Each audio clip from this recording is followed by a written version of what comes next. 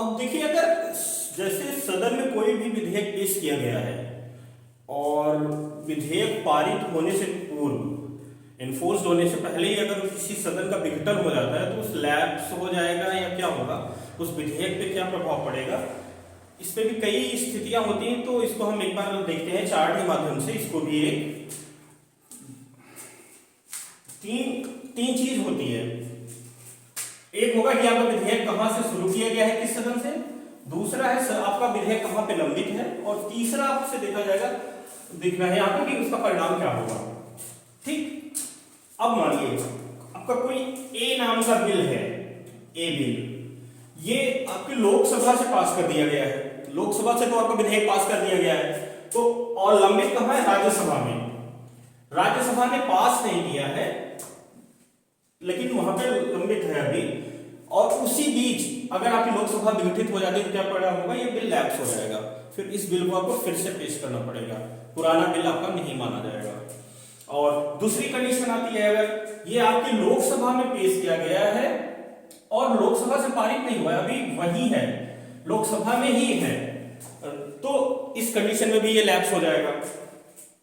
तीसरा आता है, अगर राज्यसभा में पास किया गया है, आपका राज्यसभा ने पास कर दिया है, लोकसभा में लंबित है लेकिन लोकसभा द्वारा भी नहीं पास किया गया है अभी तक, इस स्थिति में भी ये लैप्स हो जाएगा। ये इंपॉर्टेंट, सबसे कंफ्यूजन यही है, क्योंकि लोगों को तो लगता है कि हाँ राज्यसभा से पास कर दिया गया, राज्यसभा एक स्थायी सदन है, लोकसभा से क्या लेना देना, लोकसभा ने कर दिया तो माना ही जाएगा। लेकिन नहीं, अगर लोकसभा में पेंडिंग है और विघटित हो रही है, राज्यसभा से भले ही वो पास किया गया है, वो बिल आपका लैप्स कर दिया जाएगा। और अगला है, अगर राज्यसभा से पास किया गया है और राज्यसभा में ही लंबित है, इसी बीच अगर आपकी वो लोकसभा विघटित हो जाती है तो ये सुरक्षित रहेगा।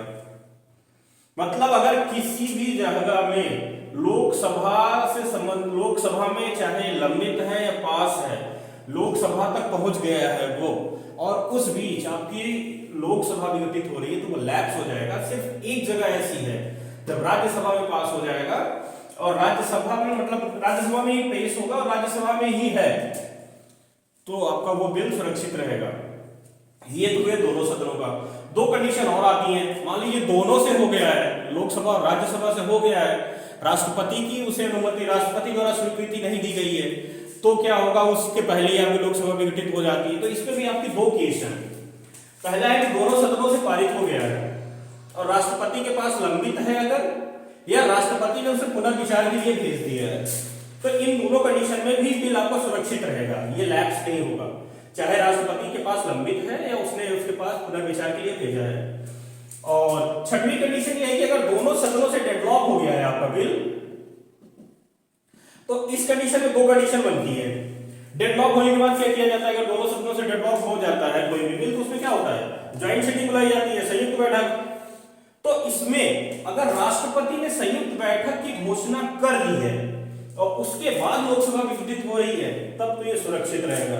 लेकिन इन्होंने संयुक्त बैठक की घोषणा नहीं की और उसके पहले ही आपका बिल लैप्स हो जा रहा है, तो फिर सॉरी, घोषणा नहीं की है और आपकी लोकसभा विघटित हो रही है, तो ये आपका लैप्स हो जाएगा। तो इस तरह से 6 कंडीशन होती हैं। लोकसभा से पास, राज्यसभा में है लैप्स, लोकसभा में पास, लोकसभा में है लैप्स, राज्यसभा से पास, लोकसभा में है लैप्स, राज्यसभा में पास और राज्यसभा में है सुरक्षित। दोनों सदनों से पारित है और राष्ट्रपति के पास या लंबित है, पुनर्विचार के लिए भेजा गया है, तो भी सुरक्षित। और दोनों सदनों से अगर डेडलॉक कर दिया गया है और राष्ट्रपति ने संयुक्त बैठक की घोषणा कर दी है, तब तो वो सुरक्षित रहेगा। अगर घोषणा नहीं की है तो वो आपका बिल लैप्स हो जाएगा। तो एक इस चार्ट के माध्यम से आप ये विधेयकों के मतलब सदन के विघटन से विधेयकों पे क्या प्रभाव पड़ेगा, ये आप देख सकते हैं इसको। Thank you.